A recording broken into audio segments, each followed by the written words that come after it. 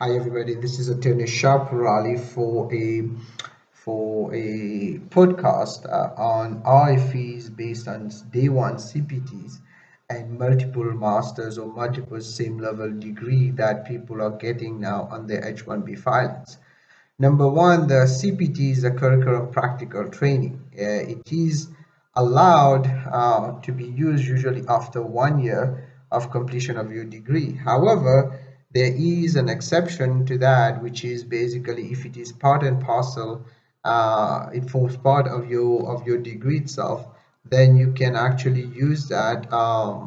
And that's what many schools have done. They have made it form part of their incorporated it in fact in their degree in their syllabus, and now it is going to become a problem. A lot of people now are confused. They are saying, oh, day one CPT is a problem. It's not day one CPT which is a problem, although it is a problem.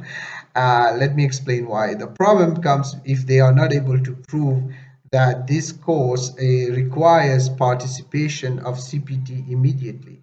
So they are asking in their RFEs documents to, for example, they want the course code, the candidate, the student has been enrolled in, documentation on the immediate participation of the CPT, documents establishing beneficiaries, major, and the CPT was an integral part of this degree. That's the word, the integral part.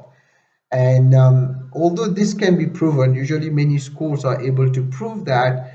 Now it becomes an issue because it seems many of those day one CPT schools are under the radar and for issuing CPT. And I've said that before, like 3-4 years ago. I think I made a video recommending people to avoid taking CPTs on day one, but yet a lot of people still did it. Now it's going to come back and harm them, especially on their H1B. And now, if you combine that with all the memos that is coming that they went, if they violated their student visa, and the memo kicking in today on August 8, where a violation of the student visa would result into a complete well, not the student visa, but the DS itself will no longer be valid. That means they fall out of status, which brings us to this new memo, which is not really at this point have not really been applied. Is a memo of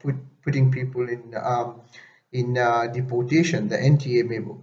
So I kind of diverted a little bit, but let me go back to the CPT itself. The CPT itself is acceptable on day one. However, they will have to prove, and they are asking for that. And they have asked that before too. Under Obama, we had this situation where they asked for proving basically that it is an integral part of the curriculum.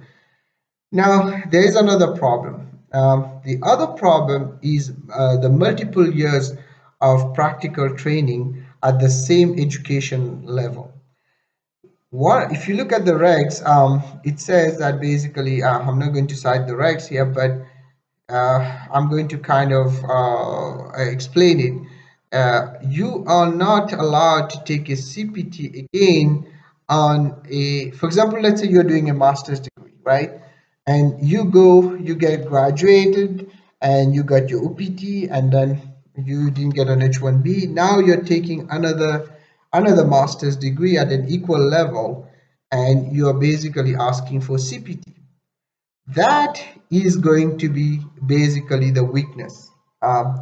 Many times, because if you look at the regs, it's not something that is acceptable, kind of, although you might be able to explain this is a different masters, it's a different level, things like that. They might consider it just on the level of the word masters, not looking at it from a progressive view, and that will bring you to a situation where you are in violation by taking the CPT. And what it means, violating the CPT, means you kind of violated your student visa, and violating your student visa means now with the new memo, as from today of August 8th, might result in a denial of your H1B because you violated your student visa. The truth now, we don't know how they're going to take it, but the RFEs are coming. I'm starting to get a lot of calls in the office regarding this. So I will recommend that you are very careful while you're doing your, for new people who are going to take CPT. If you didn't get an H1B, moving to a CPT, unless you move to a high level, for example, if you're a master's, if you're in a bachelor's degree, you move to a master's degree. If you're in a master's degree, you move to a PhD or something at least one step above. So be very careful, and those RFEs are going to hit home really hard. So I just wanted to let people know, if they need help with their RFE or doing their cases, please give us a call at 510-742-5887. And this is again Attorney Shaparali from the Shaparai Law Group. Our website is piralilaw.com, and you will see it below.